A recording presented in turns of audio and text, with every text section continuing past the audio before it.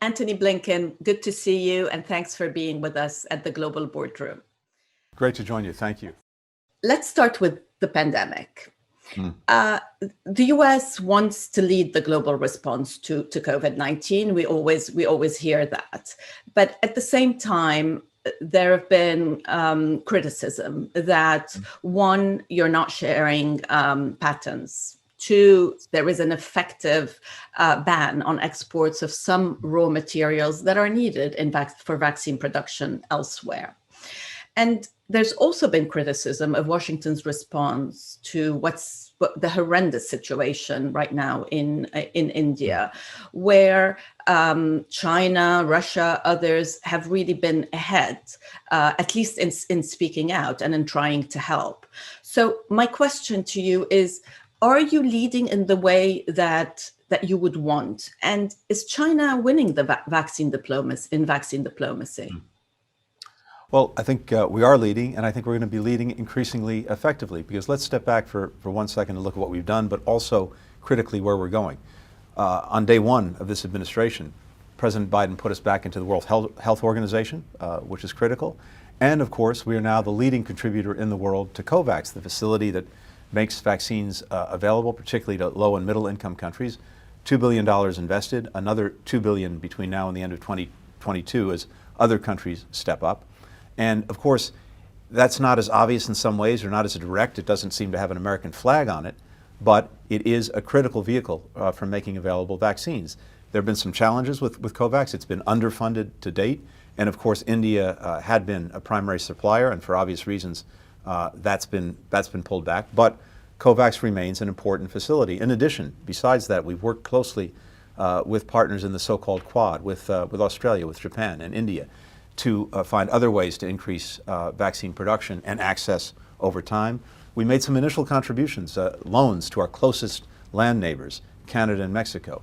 And now that our population has full access to vaccines, we are in a place where, with some of the vaccines that we've contracted for, including the AstraZeneca vaccines, of which there are about 60 million, we'll be able to move out and make those available. We share this conviction. No one in the world will be fully safe until, in effect, everyone is. And as long as the virus is replicating somewhere, it could be mutating. And as long as it's mutating, it could come back to bite anyone, including the United States. So we're really leaning into this. So you are starting to lean into this now, but would it have made sense months ago for the US and for other countries, including the UK, to say we're going to vaccinate our populations, all of those, let's say over 40, and then we're going to start sharing with the rest of the world, rather than we're going to vaccinate as much as possible, as quickly as possible, and then if we've got leftovers, we'll give them away? Well, I think everyone has an obligation and feels an obligation to vaccinate their own populations. But beyond that, just as it's necessary for our own security and well-being to see the rest of the world vaccinated, so is it important for the security and well-being of the rest of the world to see Americans vaccinated. This works in both directions. And I think we've had to do both. Now we're in a position where I believe we can. So we're putting in place a process for the vaccines we've contracted for that can be made available, but also, critically, looking at ways that we can ramp up production with other countries around the world so that there is a constant and growing supply. We also don't know what some of the contingencies are going to be going forward. Are people going to need booster shots at some point? As younger people are able to get the vaccine, we have to provide for that. All of that's being factored in. And then maybe a word about India, because it's so important. This has touched Americans profoundly, because we have, as does the UK, such deep connections to India, to the Indian people. And we've seen the images, we've talked to colleagues and friends. We've made a very significant effort very quickly to try to get to India as much as we could of what it needs most critically in this moment. Oxygen supplies, the various things that go in to holding and distributing oxygen, PPE, therapeutics, precursors to the extent that they're needed for vaccines. All of that has started to flow. We're in direct, regular contact with our counterparts from India. Beyond that, what I've seen, is an amazing mobilization, not just of the United States government, but of our private sector and of Indian Americans as well. I was on a call a week ago with virtually every leading CEO. It was a who's who, all wanting to help. And the government, our government, is coordinating those efforts. So we are doing everything we can. India came to our assistance early on in our hour of need when we were having real struggles with COVID-19, providing millions and millions, for example, of protective masks. We remember that, and we're determined to do everything we can to help now. Let me ask you, President Biden said in his speech to Congress last month that he hears from other world leaders that they're happy to see the US back, but they often ask for how long. How are you dealing with such concerns, and what are you hearing from your counterparts? Well, you know, I've heard some of the same thing. I've heard a profound satisfaction that we are back, that we are engaged, that we're working closely with allies and partners and others, both on a direct bilateral basis, but also through institutions, multilateralism, as it's called in the lingo of foreign policy. And sure, there's a question about the durability. I understand that, but I think that the more we can show success, the more we can show, especially to our own people, that this kind of engagement, this kind of work with other countries is actually delivering results for them, the more we're going to be able to sustain that going forward. That really is I think, the challenge. If we demonstrate that our kind of engaged foreign policy is making a real difference in the lives of our fellow citizens, they're going to support that, and they're going to support that going forward, irrespective of who's president. Let's talk about China, the biggest strategic challenge that the US now faces. You laid out your positions, both you and the Chinese in Alaska, and the US said it's going to stand up to its values. The Chinese weren't too happy with that and said they wouldn't accept interference in the core issues, whether it's Tibet, Taiwan, Xinjiang. What did you learn in Alaska about the Chinese approach that you may not have known? I'm not sure we learned anything new about their approach, and we did, after the public fireworks, have about 8 or 10 hours of a very direct conversation covering a whole series of issues, the adversarial, the competitive, and the cooperative, because all three are features of our relationship. But we wanted to have an opportunity to speak directly and clearly to our Chinese counterparts, just so that there are no misunderstandings and no miscommunication, especially about what we're all about. And the case that we made to them is as follows. We are not about trying to contain China or to hold China down. What we are about is upholding the international rules-based order that we've invested so much in over many decades, that has served us well, but not just us. We think, for all its imperfections, it's served the world pretty well, including, by the way, China. And anyone who takes action that would disrupt that order, that would challenge that order, that would seek to undermine it, we're going to stand up and protect it. So, to your points, when China says to us things that we complain about, whether it's Xinjiang and the egregious treatment of Uyghurs, or whether it's Taiwan, or whether it's Tibet, or whether it's Hong Kong, that these are internal matters, they don't regard us, that's simply not true. When it comes to Xinjiang, for example, China signed on to the Universal Declaration of Human Rights at the United Nations. When it is not a lot of countries sign up to the Declaration of Human Rights, and well, that's the point. But our point is, we take this seriously, and this is part of the rules-based order. And if you're not going to abide by your commitments, we're going to say something about it, and we have the right to. I'm interested in what happens next. What are you hoping to accomplish this year, for example? Look, we're engaged with China in a whole variety of places on a variety of issues, as is part of the normal course of doing business. We're engaged with them right now on Iran and the effort to return to compliance with the JCPOA. There are going to be no doubt discussions about North Korea and its nuclear program going forward. We're talking about climate. President Xi participated in President Biden's climate summit. There are a whole series of areas where we have clearly overlapping interests, and we're engaged. But beyond that, we want the engagement that we have with China to be results-oriented and practically focused on getting things done, not just talk for the sake of talk. That's what we're focused on.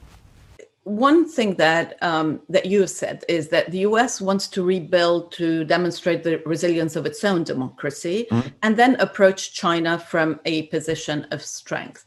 I'm still trying to figure out what the end goal is. You said it's not to contain China, but do you think that you can convince China to actually change its behavior? I think in some areas, particularly when it's not just the United States, it is countries around the world that feel aggrieved by some practice that China's engaged in, coming together, that stands a much better chance. Let's just take economic and commercial issues, for example. When it's the United States alone complaining about them, we're 25% of world GDP. If we're working closely with other similarly aggrieved countries, mostly democracies, that might well be 40, 50, 60% of world GDP. That's a lot harder for China to ignore. And we've seen in the past when countries that have been unhappy about the conduct of the government in Beijing on a particular issue actually engage in it together, we're more likely to get China to make changes. I don't want to exaggerate the prospects, but at the very least, countries should be standing up in defense of a rules-based order that has served all of us very well. You've talked about alliances and the fact that you want to work with allies and to coordinate sanctions and other measures. China can wield a lot of economic pressure. And we've seen that play out where countries that feel that they are trapped between the US and China, including in Europe. Are you confident that you can get people on your side without them having to succumb to Chinese pressure? Well, a couple of things. First, we're not asking countries to choose. We recognize that countries have complicated relationships, including with China. Including economic relationships. And the issue is not that those need to be cut off or ended. But there are certain basic criteria, there are certain basic rules that all of us, we think, should abide by. And in particular, when it comes to trade and commerce, we want to see a race to the top, not a race to the bottom. When it comes to basic investment standards, when it comes to making sure that we're paying mind to the environment, when we're making sure that we're protecting the rights of workers, when we're protecting intellectual property and technology theft. All of those things need to be front and center, but that's not inconsistent with countries engaging with China, but we want to see them engaging, as I said, to a high standard, not a low standard, and that's profoundly in their interest. Again, when countries are doing that together, it's more likely that China will have to play by those rules, not rules it arbitrarily sets that prove to be a race to the bottom, not the top. There's a lot of Cold War rhetoric and a lot of people assuming that we have entered now into a new Cold War and making comparisons with the Soviet Union. Would you describe the current situation as a new Cold War? I resist putting labels on most relationships, including this one, because it's complex. And as I said, if you look at it, we've seen, unfortunately, in recent years, the government in Beijing acting more repressively at home and more aggressively abroad. And when I look at the relationship, I see adversarial aspects, I see competitive aspects, I see cooperative aspects, all three. And what we've said and what we believe strongly is whatever aspect we're looking at, we have to be able to engage China from a position of strength. And that means a few things. It means actually working with allies and partners, not disparaging them. That is a position of strength. It means leaning in and engaging in the vast array of multilateral and international organizations, because that's where so many of the rules are made, that's where the norms are shaped, and if we're not leaning in, we know that Beijing is likely to be trying to do so in our place. And it means critically, and maybe most critically, actually investing in ourselves, investing in our own people, in our workers, in our technology, in our infrastructure. If we do that, then I think we're going to be fine. Do you think companies should be preparing for possible conflict with China over Taiwan? Look, we've had over many years, consistent with the One China policy, consistent with the Taiwan Relations Act, the three communiques, the 6 assurances, all of this language that you hear. The bottom line is we have managed Taiwan, I think, quite well and quite effectively. What is very troubling and very concerning is that Beijing seems to be taking a different approach, acting aggressively. And I think that we are committed to making sure that Taiwan has the means to defend itself. That commitment is not going away. And at the same time, I think it would be a very serious mistake for anyone to try to disrupt by force the existing status quo. Okay, so let me ask you this. Do you think that US companies should be sponsoring the Beijing Olympics? We're still a ways away from the Beijing Olympics, something that we'll look at in the months ahead. We'll certainly talk to other countries, to allies and partners to get their perspective, but that's not something we focused on yet. Yet to the US Democracy Summit. There are sort of two views of this in Europe. One is that this will be very helpful, especially vis-a-vis China. The other is that what you risk doing is carving up the world into blocks, and to go back to our Cold War, my Cold War question, initiating a new Cold War. So this is not about initiating a Cold War. This is all about doing our part to make sure that democracy is strong, resilient, and meeting the needs of its people. You know, what we've seen over the last 15 years is unfortunately something of a democratic recession around the world. Countries falling back on the basic metrics of democracy. The United States has had its own challenges, visible for the world to see when it comes to democracy. So we think President Biden thinks this is an important moment for democracies to come together, think together, reason together, and ultimately act together. A big part of this is going to be looking at ourselves and the challenges that we face, and ultimately how we can be more effective in delivering for our citizens, because that is the test. And when you hear autocracies challenging democracies, the argument they're making is they can't deliver. We're delivering more effectively. We're delivering more efficiently. We have to be able to answer that question with conviction and with confidence that no, the system that we believe in is more effective in making a real difference in the lives of our citizens. So a big part of this conversation is going to be talking about ways we can do that better.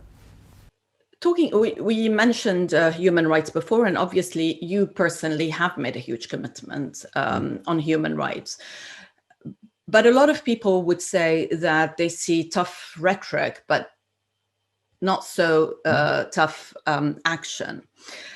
For example, you have said that you would have to work and that you will work with the Crown Prince of Saudi Arabia, even though the administration did publish the report on the murder of Jamal Khashoggi, which clearly states that the Crown Prince was ultimately responsible. So should we imagine that the Crown Prince will one day be invited to the White House, for example? Well, to my knowledge, the Crown Prince has no plans anytime soon to come to the United States. But pause for 1 second on that question. And you mentioned it already. We put out a report with the imprimatur of the United States making clear responsibility for the heinous murder of Mr. Khashoggi. And of course, this had been reported in the news, in the FT, among other places. It's not that there was necessarily anything new factually, but to have that with the imprimatur of the United States behind it, I think in and of itself was meaningful. Second, of course, we sanctioned a number of people and entities that were directly involved in Mr. Khashoggi's murder. But beyond that, we put in place a new rule, a new system to make sure, to the best of our ability, that anyone who would seek to repress or threaten or do harm to people speaking out against their country from the United States, we'd make sure that they no longer had the benefit of being in the United States, and not just with regard to Saudi Arabia, across the board. But when we're thinking about how do we advance our values, not just our interests, but our values, one strong value we have as well as an interest is ending the war in Yemen, which is the worst humanitarian situation in the world. And that's speaking volumes right now. Well, we need some help from Saudi Arabia to do that. Are we better off in terms of advancing that value, totally cutting off the relationship with Saudi Arabia, or trying to recalibrate it, as we've done, making clear what is acceptable and what's not, but also continuing to work with them? I think we're better off making sure we can find ways to work together consistent with our values. So one of the more recent developments is that the Saudis and the Iranians appear to be talking. We broke a story about a week ago. Is that something that you've encouraged? Specifically, no, but generally, if they're talking, If they're talking, others so are talking. you can't tell me. Well, I don't want to. I don't want to speak. I don't want to speak for them. But if they're talking, I think that's generally a good thing. Talking is usually better than the alternative. Does it lead to results? That's another question. But talking, trying to take down tensions, trying to see if there's a modus vivendi, trying to get countries to take actions on things they're doing that that you don't like. That's good. That's positive. And look, we have, I think, still, when we're acting at our best, a greater ability than any other country to mobilize others in positive collective action. But if countries are talking directly together without us in the middle, that's maybe even better. Let's talk about Iran. There are elections, presidential elections coming up, and it does look like a hardliner will be elected president. Now, not to exaggerate the role of a president or of a foreign minister in Iran, but how is that going to affect the indirect negotiations that are now underway? Look, it's very hard to predict, and certainly I don't want to get into hypotheticals about what one outcome or another in Iran's elections, what impact that would or wouldn't have on any nuclear negotiations. And to your point, I think it's clear who the decider is in the Iranian system, and that's the supreme leader. And he's the one who has to make the fundamental decisions about what Iran's approach would be. We've had serious discussions in Vienna that have gone on now for several weeks. I think we've seen some progress, at least in demonstrating the seriousness with which the United States takes the effort to return to mutual compliance with the JCPOA. We still have a long way to go if we're going to get anywhere, and in particular, we still have to see whether Iran is willing and able to make the necessary decisions on its part for returning to compliance. And I think, as one of my colleagues said the other day, there is more road yet to go than road that's been traveled. So let's see where we get. President Putin, as you know, relishes an acknowledgement of his status as one of the world's most powerful leaders. Why is President Biden offering to meet him? And has he spoken to Angela Merkel, who tried very hard to engage with President Putin, but found that he lied to her consistently? First, the president has spoken to Angela Merkel on several occasions, and of course spoke to her along with President Obama regularly some years ago, including when Russia invaded Ukraine. And so we well know the challenges that are posed by engaging with President Putin. But President Biden believes very strongly that it's important to be clear and direct, and one of the best ways to do that is actually meeting face to face. He's had a couple of conversations with President Putin on the phone now, and there's no secret. He has said to him, including from before he was elected president, he's been very clear that if Russia engages in reckless, aggressive actions, we will respond. On the other hand, we do not seek to escalate. We'd prefer to have a more predictable relationship with Russia, but that is up to Mr. Putin. And if Russia continues to take reckless and aggressive actions, it can be sure we will respond again. I think it's beneficial also to for the two presidents to be able to speak directly, face to face. There are also areas where it's in our mutual interest to cooperate. We've already seen one of them, and that was the extension of the New START treaty. There are other areas in the so-called strategic stability realm where maybe progress can be made. But diplomacy is all about actually engaging directly. And I've always been struck as a diplomat. People sometimes seem to think that's a problematic thing or some sign of weakness. Just because you engage with someone doesn't take the word no out of your vocabulary. Secretary Blinken, thank you for your time. I hope to see you soon in person. Thanks very much, Rola. Great to be with you.